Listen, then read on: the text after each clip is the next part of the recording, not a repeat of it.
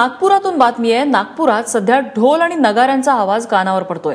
कोणाच्या नावाने हे ढोल बडवले जात आहेत आणि यामागचं नेमकं कारण काय आहे आपण पाहूया।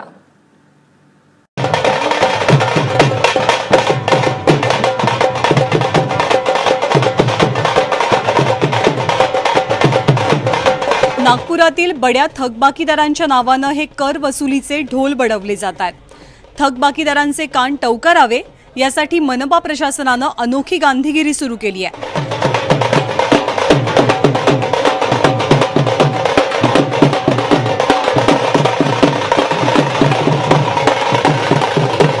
शहरातील सर्वात मोठा मॉल असलेल्या एम्प्रेस मॉलवर सर्वाधिक म्हणजे 50 कोटींची थकबाकी आहे। त्यामुळे या मॉल पुढे साधारणतः तासभर ढोल बडवण्याचा कार्यक्रम सुरू होता।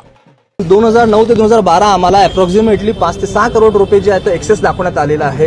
त्याबद्दल आमचं एनएमसी सोबत बोलणं होईल किंवा जर तयार असेल तर आम्ही बसून त्या मेडिएशनच्या थ्रू जो काही एक सोल्युशन निघेल त्याप्रमाणे जो काही अमाऊंट निघेल लिगली तो आम्ही पे करण्यात तयार आहोत आणि आम्ही करूही। आणि या अगोदरही आम्ही जो पण प्रॉपर्टी टॅक्स पे करत होतो ते रेग्युलरली आम्ही प्रत्येक वर्षी आम्ही प्रॉपर्टी टॅक्स पे करत होतो।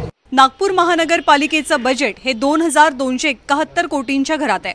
मात्र तिजोरी रिकामी असल्याने महापालिकेचं बजेट बिघडलंय। त्यातच मालमत्ता आणि पाणीपट्टी थकबाकीचा आकडा हा 500 कोटींवर पोहोचलाय।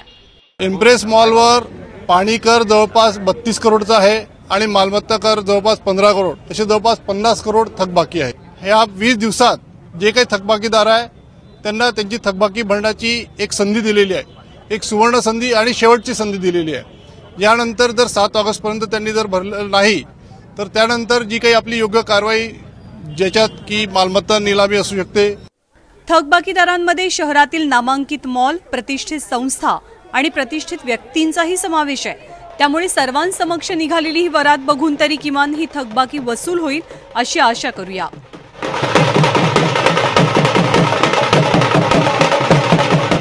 अशा पद्धतीने नगाडा वाजवून कुंभकर्ण सारखे झोपलेले हे कर बुडवे खरंच कर देतील का हा प्रश्न आहे। महानगरपालिकेकडे अनेक कायदेशीर उपाय आहेत, जसं की पाण्याची लाईन कापणे किंवा त्याचबरोबर मालमत्ता सीज करणे।